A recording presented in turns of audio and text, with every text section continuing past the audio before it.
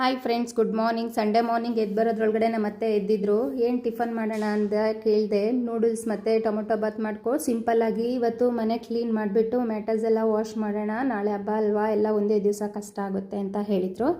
ಹಾಗೆ ನಾನು ನೂಡಲ್ಸ್ ಬೇಯಲಿಕ್ಕೆ ಇಟ್ಬಿಟ್ಟು ಈ ಕಡೆ ಟೊಮೊಟೊ ಬಾತಿಗೂ ರೆಡಿ ಮಾಡಿಕೊಂಡೆ. ನೂಡಲ್ಸ್ ಬೆಂದಿತ್ತು, ನೂಡಲ್ಸ್ನು ರೆಡಿ ಮಾಡಿದೆ. ಈ ಕಡೆ ಟೊಮೊಟೊ ಬಾತಿಗೂ ಎಲ್ಲ ಕಟ್ ಮಾಡಿಕೊಂಡು ಫ್ರೈ ಮಾಡಿ ನೀರು ಹಾಕಿ ಅಕ್ಕಿ ಹಾಕಿ ಟೊಮೊಟೊ ಬಾತು ರೆಡಿ ಆಯಿತು.